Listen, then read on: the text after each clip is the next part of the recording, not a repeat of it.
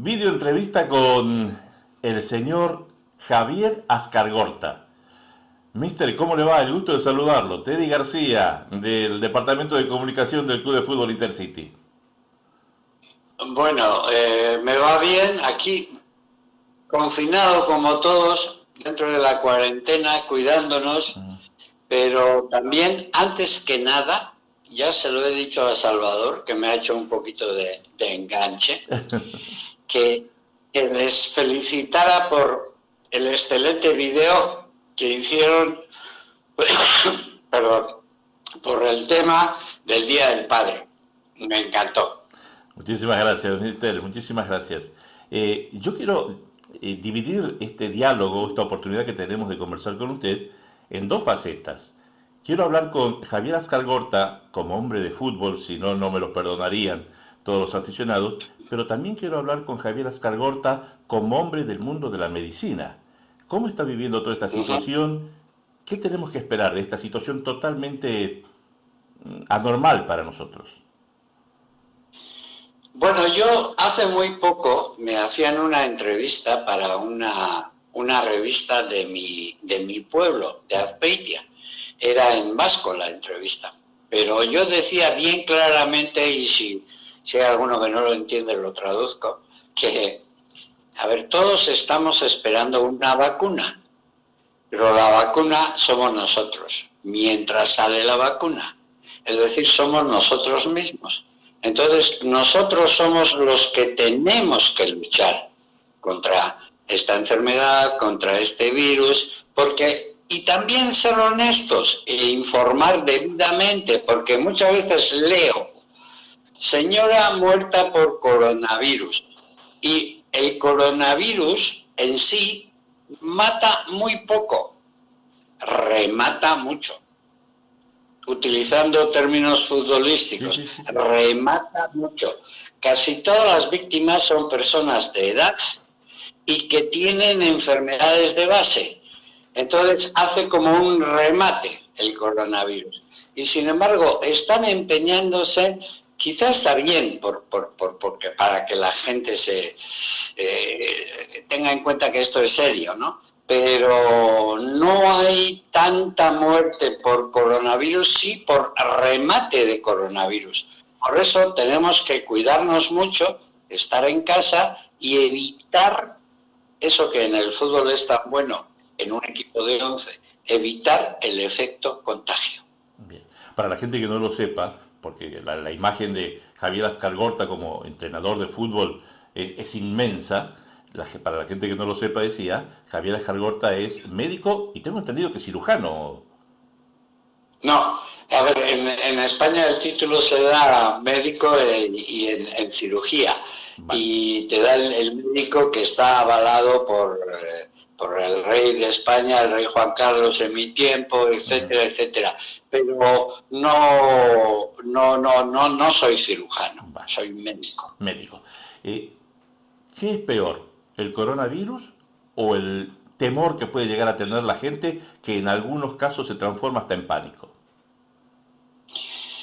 Bueno, yo he leído algunos artículos, incluso algunos muy interesantes, que algún autor escribía y yo estaba en algunas cosas, la mayoría de las cosas de acuerdo, y le llamaba el virus de la estupidez. Entonces, está bien, pero cuidado. Tampoco no dejarlo de un lado, porque tenemos que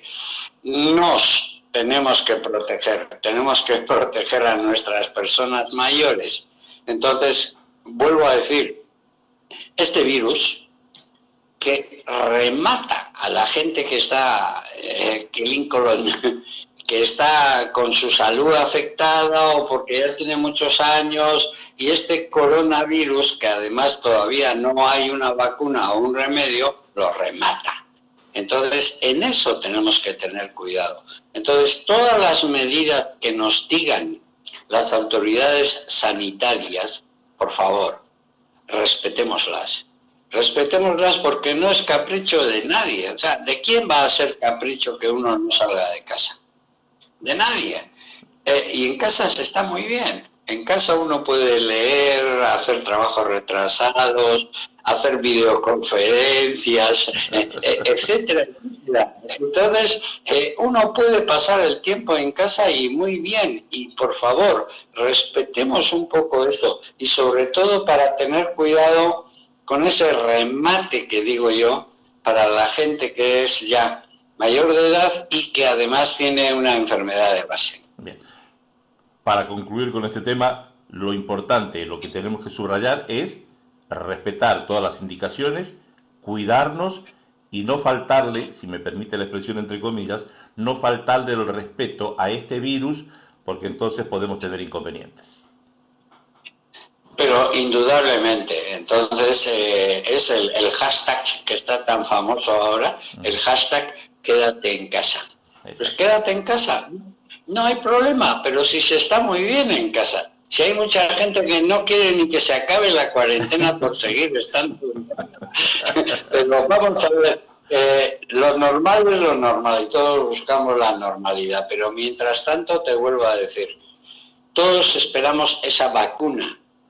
Pero cuidado, mientras tanto, la vacuna somos nosotros. Bien. Nosotros tenemos que hacer de vacuna. Bien.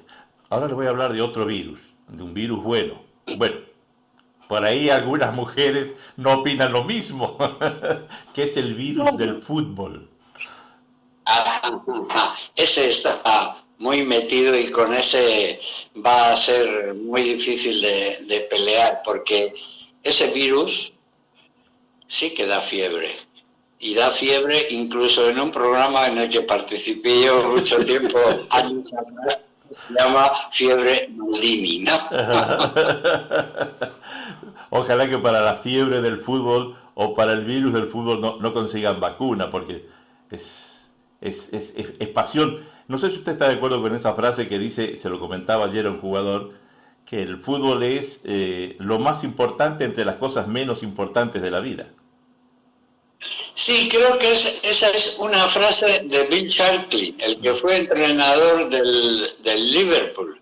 Pero yo creo que se queda corto. Es decir, hay mucha gente que no puede vivir sin el fútbol. Es verdad. De hecho, durante estos días echa de menos las retransmisiones en directo y la gente del fútbol se empeña, por ejemplo, en reeditar grandes partidos, reeditar grandes encuentros, etcétera, etcétera.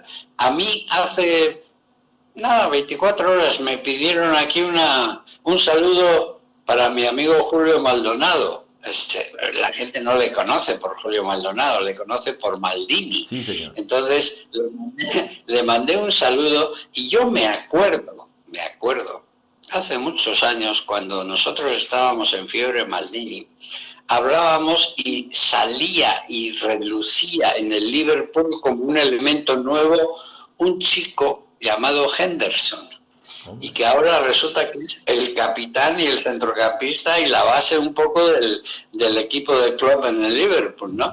¿Eso qué quiere decir? Que, bueno, hablemos de fútbol. El fútbol es una pasión, el fútbol no admite mentiras, aunque hay muchos mentirosos, pero bueno, caen. Pero el fútbol en sí es una forma de llegar a la gente. El fútbol llega a lugares donde ninguna otra actividad llega. Segundo, el fútbol es un deporte, seguramente es el deporte más democrático que hay. ¿Por qué? Porque al fútbol juegan gorditos, altos, bajos, pequeños, fuertes, absolutamente todos. Entonces tú ves, por ejemplo, el físico de Maradona y Messi no vas a comparar con el físico de Cristiano Ronaldo, y sin embargo son figuras mundiales del fútbol. Entonces, lo mismo juegan gente de...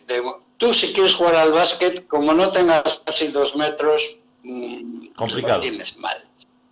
Y necesitas una cancha y unas canastas. Y en el fútbol no. Basta un descampado y 2 mochilas, una portería, y lo único que discutes es si ha sido gol por alta o no alta. pero poco más. Es decir, este invento que fue el fútbol yo creo que es fantástico, y a través del fútbol se llega a muchas cosas. Yo he sido entrenador en categorías inferiores y a mí me ha venido una mamá a pedirme: por favor, dígale a mi hijo que es bueno que coma verduras, porque a mí no me hace caso y a usted sí. Entonces, no sé si hasta un nivel tenemos esa responsabilidad de que los papás nos dejan a sus niños durante varias horas, en varios días, y nosotros no les educamos. Y tenemos esa responsabilidad de educarles a través de un deporte magnífico como es el fútbol, de un deporte colectivo, y a través de una dinámica de grupo, un trabajo en equipo.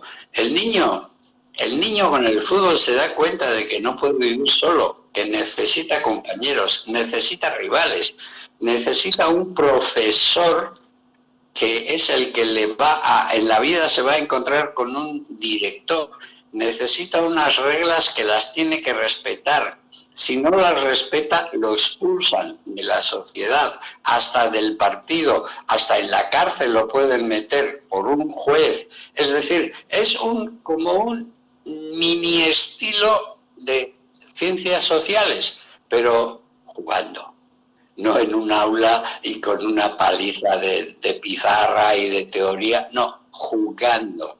Entonces yo creo que necesitamos al fútbol desde esa perspectiva. Luego, ganar, subir, estar en tercera división, intentar subir a segunda B y que Piqué no te coma la tostada y sea el Andorra el que vaya, que si accionistas, que si la plata, que si ganamos, que si empatamos, que si entramos entre los 4 primeros para el playoff, etcétera, ya son otras cosas. Pero el fútbol en sí tiene un factor educativo que no lo tiene ningún otro.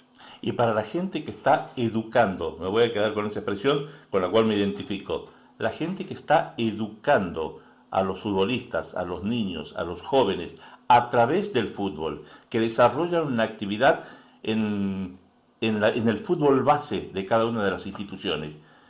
¿Qué se le puede decir? ¿Qué le aconseja el maestro Ascar Gorta?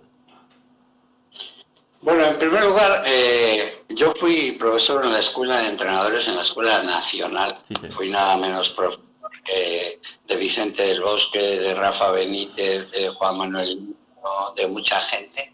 Pero lo que sí quiero decirles a muchos educadores es que tengan conciencia de eso. Es decir, que ellos son gente que el muchacho les hace más caso a ellos que incluso a sus papás. Y luego, segundo, que consideren siempre tienen que considerar esto, que el niño no es un adulto en miniatura.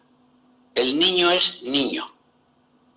Es decir, no vale eso de que si al adulto le hago pesas de 50 kilos, al niño le voy a hacer pesas de 10 kilos. No, al niño no se le hace pesas. Es decir, es muy distinto el concepto. Entonces, que siempre tengan en cuenta que en sus manos formativas tienen a un niño, no que tienen a un adulto en miniatura. Eso es muy importante. Y si no dominan lo que están haciendo, por favor, déjenles jugar. Los niños saben jugar muy bien y muchas veces con sus juegos nos dan un aprendizaje. Maestro, recién usted me hablaba de que se está muy bien en casa, que el fútbol, que se puede ver fútbol de partidos jugados anteriormente. El maestro Ascar Gorta, si tendría que elegir un partido para volver a ver, ¿cuál elegiría? Uy, hay muchos porque he vivido muchos, ¿no? He vivido muchos para la clasificación del Mundial aquí con Bolivia, en el Mundial de Estados Unidos, lo que los gringos llamaban el Opening Game en el partido de apertura con Alemania. He vivido muchos derbis, Español-Barcelona, he vivido el Betis-Sevilla, he vivido el Chivas contra América, pero a mí me tocó el partido en el Monstruo de Santa Clara, en el estadio del América. Sí, sí, sí. Entonces, aparte de esos partidos que uno yo, futbolísticamente hablando, yo hay un partido que me encantó, que fue un poquito cuando fue el descubrimiento, pero negativamente, en el Bernabéu creo que era un partido entre el Milán y el Ajax, en el que el Milán ganó 4-1, pero ahí comenzó la hegemonía del Ajax en Europa y de Cruyff, obviamente. Claro. Entonces, ese es un partido espectacular. Me gustó mucho el partido con la final que jugó el Liverpool con el Milán también, pero en Turquía. Uh-huh. En ese partido que ganaba 3-0 el Milán, yo lo vi junto como una lección, era como un estudio, y a mi lado estaba Pochettino, que estaba como aprendiz de entrenador conmigo, y lo estábamos viendo en su casa. Y una de las preguntas que yo le hice en el descanso a Pochettino fue: ¿qué harías tú en el lugar de Rafa Benítez ahora, en el descanso, con 0-3 en el marcador? ¿Y qué le dijo Pochettino? Bueno, no hablamos, dijimos, y luego resultó que era exactamente lo que nosotros habíamos comentado, aparte de un cambio táctico de un jugador, que era un lateral izquierdo, recuerdo, pero el problema era que había que decir a los jugadores un mensaje de que se acabó, de que no pensaran que iban a marcar 3-1, iban a marcar 3-2, iban a marcar 3-3, no, había que ganar la segunda parte. Y en este fútbol, el de antes, el de hoy y el del futuro, en este fútbol de hoy aparece de pronto un equipo como el Club de Fútbol Intercity que quiere hacer cosas distintas. ¿Es una brisa fresca en el fútbol actual el Club de Fútbol Intercity? ¿Qué consejos le da el maestro al Club de Fútbol Intercity para que pueda conseguir los objetivos importantes, objetivos que se proponen los hombres de negro? Bueno, yo no soy muy amigo de dar consejos a nadie, porque creo que el esfuerzo de cada uno es la aportación individual de cada uno, ¿no? Yo cuando estoy con un grupo de trabajo delante siempre les pregunto uno por uno a cada uno: ¿tú qué me das? Es decir, la aportación individual. Pero hay un concepto que es muy importante, que es: manejen bien la nueva brisa, los nuevos aires, pero no se olviden de la esencia. Esto es fútbol, sigue siendo fútbol. Y por muchos planes que a veces hagamos, resulta que el equipo pierde el partido que menos espera. Entonces, sigue siendo fútbol. Entonces, que dentro de los aires que pueda haber de renovación, salida en bolsa, accionistas, etcétera, etcétera, que no se olviden nunca que son un equipo de fútbol y que el partido más difícil siempre es el próximo.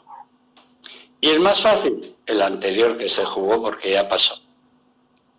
Por lo que veo, sigue muy de cerca el Club de Fútbol Intercity.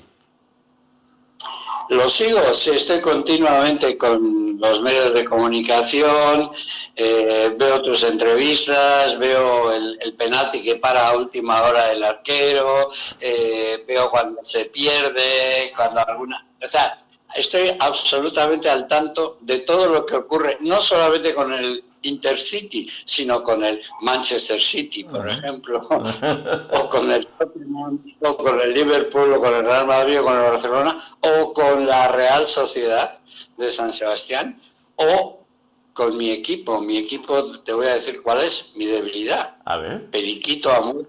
Periquito Amor. El Español, totalmente. Los 3 años que pasé como técnico en el Español en Barcelona, me marcaron. Hay mucha gente en Barcelona que con lo que acaba de decir está contenta, ¿eh? Bueno, no lo digo porque esté contenta, pero hay mucha gente que sabe que yo siempre he sido un periquito y que además he practicado el eslogan de los periquitos del no surrender, es decir, no rendirse nunca. Y ahora estamos atravesando un periodo difícil, pero no surrender, o sea, no. Y si quieres te lo digo te saludo en chino y te digo en chino, pero no surrender. Ni hao, hao ma, wo gen hao. Hombre, con eso ya me mató, maestro. Maestro, ¿qué puede pasar con la liga? ¿Cuál sería la decisión correcta? ¿Se suspende la liga? ¿Año nulo? ¿Qué hay que hacer? Está difícil porque no hay fechas. Y esta cuarentena todavía no se ha dominado. Entonces, a ver, la suspensión no ha sido solo de la Liga Española, ha sido de otras ligas, ha sido de la UEFA, ha sido de la FIFA, es decir, se puede utilizar esa palabra que tú has dicho que suena un poco fuerte, pero nulo. O sea, declarar un año nulo. Entonces, bueno, a los pericos nos vendría muy bien. Pero ¿es una opinión desinteresada la suya o...? Claro, pero también hay una final de Copa ahí en donde está mi Real Sociedad también con el Athletic Bilbao, los dos equipos de mi tierra, claro, que se están jugando la Copa del Rey, ¿no? No todo tendrá la gente que está a favor, la gente que está en contra, pero en medio hay un bichito al que le tenemos que dar la patada y sacarlo del estadio, que se llama coronavirus. Maestro, se lo ve magníficamente, ¿eh? Bueno, trato de cuidarme, me cuidan bien y sigo la cuarentena. Y hay mucha gente que piensa que yo ya estoy jubilado porque llevo muchos años en esto. Pero es que, claro, acuérdate que yo debuté en Primera División como técnico del Español cuando tenía 29 años. Fue el más joven, ¿no? No había... En aquel momento sí, luego creo que ha habido gente como Juan Malillo, sí, como algunos que han estado peleando por ese, entre comillas, título que además yo siempre respondía en aquel tiempo, yo no soy el más joven, soy el de menos edad. otro enfoque de la cosa, otro enfoque. Y también hay otra cosa que la gente se sorprende, cuando estos días en esos partidos que he estado viendo, reviviendo aquí en Bolivia, y era la clasificación en el año 93 para el Mundial, tú ten en cuenta que nosotros clasificamos en septiembre del 93 para el Mundial. Y yo, una semana, o sea, fue el 19 de septiembre. Yo, una semana más tarde, o sea, el 26, cumplía los 40. O sea, tenía 39 años cuando clasificamos para el Mundial de Estados Unidos. Que fue una gran alegría para Bolivia. Fue la primera vez que clasificaba a Bolivia para el Mundial. Primera y única. Sí, las otras dos veces estuvo en mundiales, pero siempre como invitado. Sí, señor. Sí, señor. Maestro, gracias. Gracias por el tiempo que nos ha regalado. Gracias por seguir el trabajo que se hace desde el Club de Fútbol Intercity, en lo deportivo, en lo periodístico, en lo institucional. Muchísimas gracias de corazón y vamos a patear todos el virus. Gracias a vosotros, os seguiré. La culpa de esto exactamente lo tiene Salva, pero el principal culpable se llama Ildefonso Núñez, que fue el que aquí en Bolivia me involucró con el tema de Intercity. Un abrazo a todos y de verdad, vuelvo a repetir la felicitación. El tema de los niños, hablando de su entrenador, de su entrenadora y luego terminando en lo del padre, me encantó. Gracias, maestro. Gracias. Hasta otra.